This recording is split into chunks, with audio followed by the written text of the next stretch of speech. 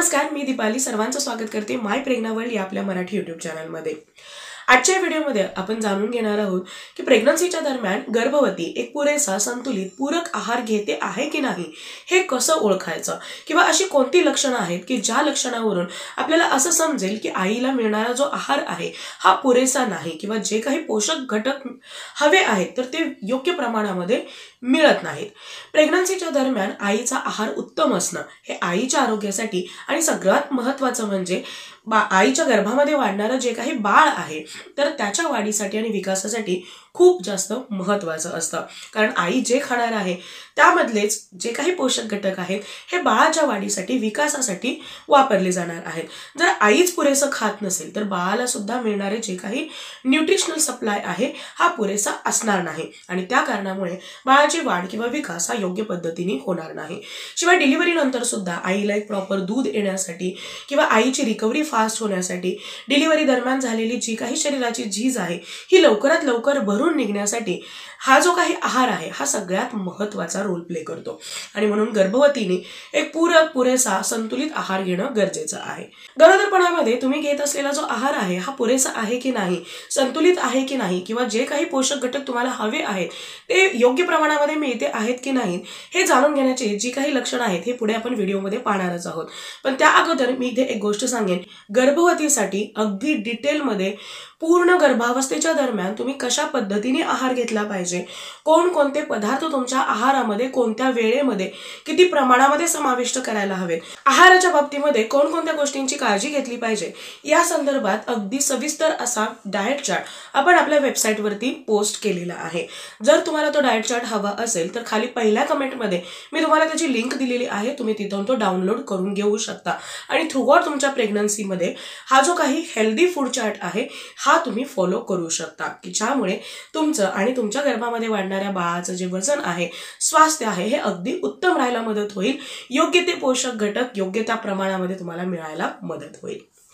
आता आपण जाणून घेऊया की तुमचा आहार योग्य नाही किंवा पुरेसा नाही हे तुम्हाला कसं ओळखायचं आहे।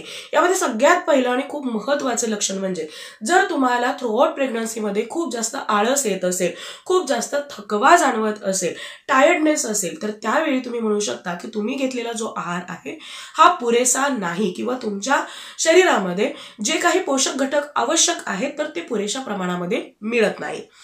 पहिल्या तिमाहीमध्ये म्हणजे पहिला महिना, दुसरा महिना आणि तिसऱ्या महिन्यामध्ये शरीरामध्ये जे काही बदल होत असतात, हार्मोनल चेंजेस होत असतात, तर त्यामुळे थोडासा थकवा येणं, मॉर्निंग सिकनेस येणं हे अगदी नॉर्मल आहे। पण याचा अर्थ असा नाहीये की अजिबातच काम करावंसं न वाटणं किंवा वारंवार आळस येणं, खूप जास्त झोप येणं असं होत नाही। दुसऱ्या आणि तिसऱ्या तिमाहीमध्ये जरी तुम्ही खात असाल तरी सुद्धा जर तुम्हाला हवी तेवढी एनर्जी मिळत नसेल किंवा वाटत नसेल, कोणतंही काम करण्याची इच्छा होत नसेल, किंवा ते काम करत असताना लगेच तुम्हाला दम लागत असेल, किंवा लगेच तुम्ही त्या कामामधून अगदी खूप जास्त थकत असाल तर त्यावेळी सुद्धा ते एक ट्रिगर साइन आहे की ज्यामध्ये तुम्हाला तुमच्या आहाराची क्वालिटी इम्प्रूव्ह करणं गरजेचं आहे। त्यानंतरची पुढची गोष्ट म्हणजे जर तुम्हाला झोप व्यवस्थित येत नसेल तर लक्षात घ्या, जेव्हा तुम्ही आहारामधून पुरेशा प्रमाणामध्ये न्यूट्रिएंट्स किंवा पोषक घटक घेत नाही तर त्यावेळी तुमच्या शरीरामध्ये स्ट्रेस निर्माण होतो, किंवा तुम्हाला एक प्रकारचा थकवा जाणवायला लागतो, स्ट्रेस जाणवायला लागतो, छोट्या छोट्या गोष्टीवरून तुमची चिडचिड व्हायला लागते। त्याचबरोबर तुमची जी मेंटल पीस आहे किंवा मेंटल हेल्थ आहे ही सुद्धा डिस्टर्ब व्हायला लागते, बॉडी ही स्ट्रेस्ड होते, आणि याच कारणामुळे तुमच्या बॉडीमध्ये कॉर्टिसोल नावाचा एक हार्मोन रिलीज होतं किंवा ते हार्मोन तयार होतं, आणि ज्या कारणामुळे तुम्हाला झोप व्यवस्थित लागत नाही। जरी तुम्ही पोटभर जेवलेला असला, जरी तुम्ही दिवसभर थकलेला असला, जरी तुम्ही दिवसभर जरी झोपलेला नसला तरी सुद्धा तुम्हाला रात्री लवकर झोप येत नाही, आणि हे एक साइन आहे की ज्या साइन मधून तुम्हाला समजेल की तुम्ही तुमचा आहार हा पुरेशा प्रमाणामध्ये, पूरक प्रमाणामध्ये घेत नाही, तुमचा आहार हा संतुलित नाही, पुरेसा नाही। त्यानंतरची पुढची गोष्ट म्हणजे जर तुम्हाला प्रेग्नन्सीच्या दरम्यान खूप जास्त प्रमाणामध्ये कॉन्स्टिपेशन किंवा इनडायजेशन, मग ते जुलाब असू द्या किंवा उलट्या असू द्या, हे जर होत असेल तर त्यावेळी सुद्धा ते एक साइन आहे की ज्यावरून तुम्हाला हे समजू शकतं की आपल्याला जे काही न्यूट्रिशन आहेत हे सफिशियंट मिळत नाही। कॉन्स्टिपेशन हे एकतर तुम्ही पुरेशा प्रमाणामध्ये फायबरयुक्त पदार्थ न घेतल्यामुळे, पुरेसं पाणी न पिल्यामुळे होऊ शकतं. या 2 गोष्टी तुम्हाला इम्प्रूव्ह करायच्याच आहेत, परंतु आहाराकडे सुद्धा तुम्हाला विशेष लक्ष देणं हे गरजेचं आहे.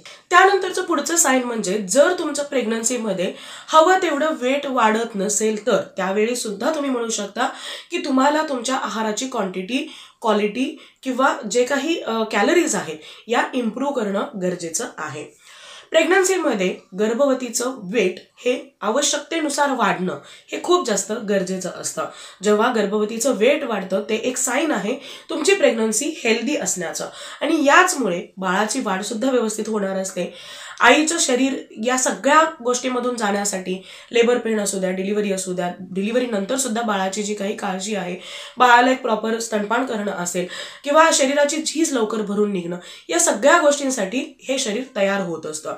जर तुमचं वजन वाढत नसेल याचा अर्थ तुमच्या शरीराला जे आवश्यक आहेत ते न्यूट्रिशन्स पुरेशा प्रमाणामध्ये मिळत नाहीत आणि अर्थातच याचा जो काही परिणाम आहे ह्या आईच्या शरीरावरती तर होणारच आहे, परंतु आईच्या गर्भामध्ये वाढणारं जे काही बाळ आहे तर त्याच्या वाढीवरती आणि विकासावरती सुद्धा होऊ शकतो. आणि म्हणून प्रत्येक ट्रायमिस्टर वाईज आईचं योग्य त्या प्रमाणामध्ये वजन वाढणं हे गरजेचं आहे.